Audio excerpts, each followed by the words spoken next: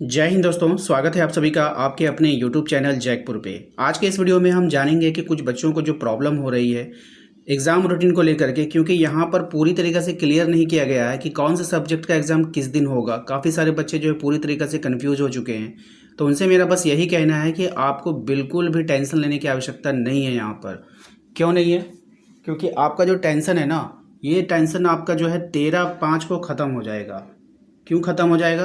क्योंकि आपका इसी दिन एडमिट कार्ड आ जाएगा, ठीक है। और जब एडमिट कार्ड आता है ना, तो एडमिट कार्ड में डेट वाइज सब्जेक्ट वाइज सारा चीज़ मेंशन होता है कि किस दिन आपका क्या एग्ज़ाम होने वाला है, ठीक है। तो ये तो आपका हो गया, आपका रूटीन हो गया। लेकिन फिर भी हम लोग यहाँ पर जो है देखेंगे, आपके पास मुश्किल से 25 दिन का समय है। आप लोगों को सिर्फ ऑल सब्जेक्ट को लेकर चलना है, ऐसा नहीं है कि किसी एक सब्जेक्ट को पकड़ कर चलोगे। क्योंकि जैक ने पूरी तरीके से क्लियर कर दिया है कि अगर आपने 5 सब्जेक्ट का एग्ज़ाम दिया है, उसमें 4 में से अगर आप 4 में से पास नहीं करते हो तो फिर आपको फेल कर दिया जाएगा, ठीक है। तो 4 में पास करना बहुत ज़रूरी है। तो आपको तो पाँचों लेकर चलना होगा ना। आपको क्या पता कौन सा पेपर आपका ख़राब चला जाए। तो इसलिए आप लोग पूरी तरीके से तैयारी करो। और देखो यहाँ पर जो है कहा गया है,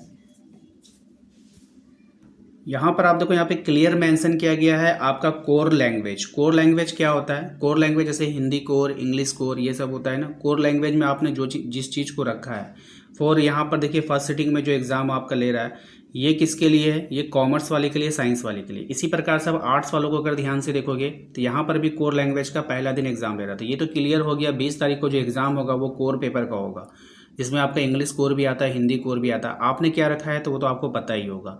अगर हम बात करते हैं दूसरे में, तो दूसरा में ऑप्शनल सब्जेक्ट। ऑप्शनल क्या होता है?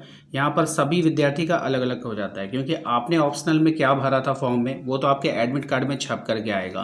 तो यहाँ से आप क्लियर कर लेना, ठीक है। बाकी फिजिक्स केमिस्ट्री तो होगा ही होगा। यहाँ पर साइंस वालों को तो क्लियर कर दिया कि आपको फिजिक्स केमिस्ट्री का एग्ज़ाम देना है।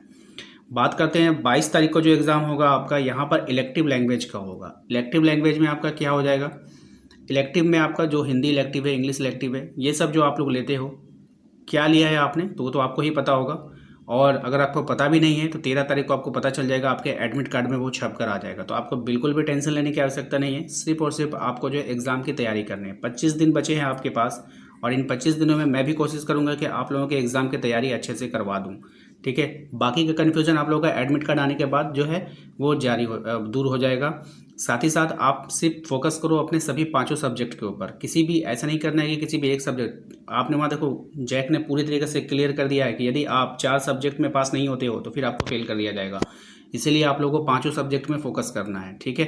तो आप लोगों के साथ हम हमेशा बने हैं। आप लोगों के लिए प्लेलिस्ट बना दिया गया, आप लोग वहाँ पर जाकर तैयारी करो। इसके अलावा आपका कौन सा सब्जेक्ट है जिसका तैयारी आपने अभी तक नहीं किया है, प्लीज़ कमेंट बॉक्स में कमेंट कर हमें ज़रूर बताइए। अगर ज़्यादा से ज़्यादा कमेंट आएगा तो हम उस पर भी वीडियोस बनाएंगे, ठीक है। मिलते हैं नेक्स्ट अगले वीडियो में। Thank you.